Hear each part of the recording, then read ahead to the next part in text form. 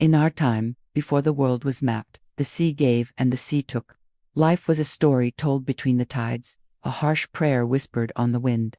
For the people of the stony coast, survival was carved from the bones of the ocean, and every creature had its price. Seals were our warmth in winter, our food when the nets came up empty. They were a sacrifice, a bargain struck with the old spirits of the deep. But for me, the bargain always felt wrong. My name is Eiran. They called me quiet, a watcher. They said my eyes held too much of the sea's own silence. While others saw a bounty in the creatures of the water, I saw kin. I saw a spark of the same life that burned in my own chest. And on the day the great storm broke upon our cliffs, that spark would set my world on fire. The waves were teeth, gnashing at the shore, and the wind screamed like a banshee. It was in that chaos I found him, a seal pup, no bigger than a winter log, tangled in the ghost nets left by forgotten fishermen. His eyes, dark and bottomless, met mine. He was drowning, bleeding, his life flickering out with the tide.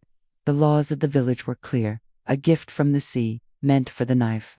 But looking at him, I saw no gift, I saw only terror. In that moment, I made a choice.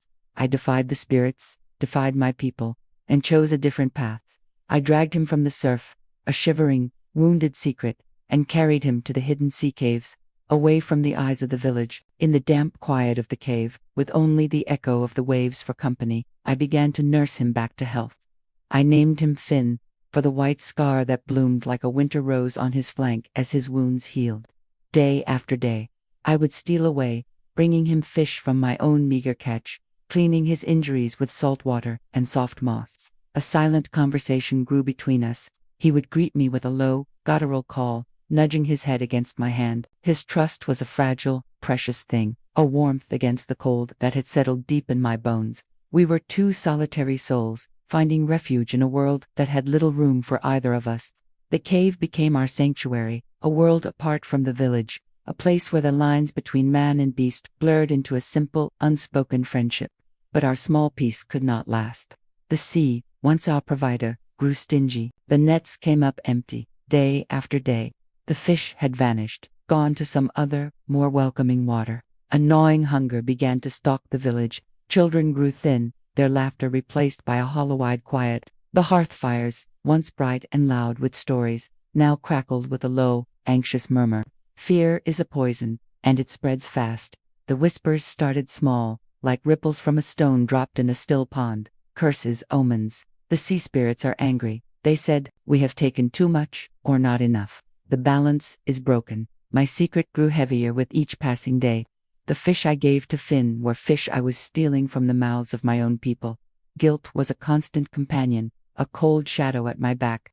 I would look at the worried faces of my neighbors, at the empty salting racks, and the weight of my deception would press down on me, threatening to crush me. Suspicion began to turn its gaze toward me. The quiet fisherman, the one who spent too much time alone by the cliffs. They saw the darkness under my eyes, the way I would flinch when they spoke of the sea's anger. They didn't know what I was hiding, but they knew I was hiding something. And in a starving village, a secret is a dangerous thing to keep. The elders gathered at the great fire rock, their faces grim in the flickering light. Their verdict was swift and absolute, born of desperation. The sea spirits demand a great offering, they declared. A hunt to appease their anger. We will take the largest, strongest seals from the outer rocks. A sacrifice to restore the balance and bring back the fish. A cold dread washed over me. I knew what this meant. Finn, now strong and sleek, had returned to the waters near the village. His distinctive white scar making him a legend whispered among the children, a spirit sign. But to the hunters, he was just a prize. The day of the ceremonial hunt dawned cold and gray. The sky a lid of iron over the world. The air was thick with a tense, hungry silence. I stood among the crowd on the shore, my heart a trapped bird beating against my ribs. I watched as the boats were launched, my people, their faces set with grim purpose, rowing out toward the rocks where the seals basked. I prayed to any spirit that might listen that they would overlook him, that he would be safe in the deep. But the sea offers no such bargains. A cry went up from the lead boat. They had found him. Through the spray, I saw the flash of his white scar as they trapped him in their nets, his powerful body thrashing against the ropes. They dragged him onto the shore, a prize for the entire village to see. The crowd surged forward, a wave of hungry, Desperate people. The elder raised the ceremonial club, its polished stone gleaming in the flat, gray light. The killing blow was about to fall. In that instant, everything stopped. The roar of the crowd, the cries of the gulls, the crashing of the waves, it all faded into a deafening silence in my own head. All I could see was Finn's eye, wide with terror, finding mine in the crowd, and I knew. I could not stand by. I could not let fear win. I broke from the crowd, pushing through the stunned villagers. Before anyone could react, I was there. I pulled the knife from my belt, the one I used for mending nets and scaling fish. And with a single, desperate motion, I sliced through the ropes that held him. He was free. For a heartbeat, he looked at me, a moment of pure, silent understanding passing between us. Then, with a powerful shove of his flippers, he was gone. A dark shape disappearing into the cold embrace of the sea. Silence, then, a roar of outrage. I had defied the elders, I had stolen their sacrifice, I had betrayed my people. There was no trial, no discussion. My sentence was exile, cast out. I was to leave the village and never return. That night, I packed nothing. What was there to take? I climbed the cliffs overlooking the sea, the same cliffs where my story with Finn had begun. I was alone, a ghost in my own home.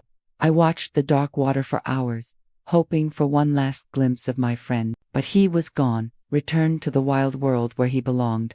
As I watched the empty sea, a profound change settled over me. The village saw my act as a betrayal, but I knew it was an act of faith, not in the angry spirits of old stories, but in something deeper, mercy. I lived as a shadow on the edges of the world, foraging in the woods, sleeping in the caves.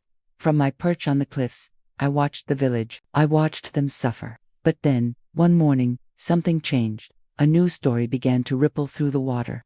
A single fishing boat, then another, returned with their holes low in the water, their nets bulging. The fish had returned, vast schools of them, more than anyone had seen in a lifetime.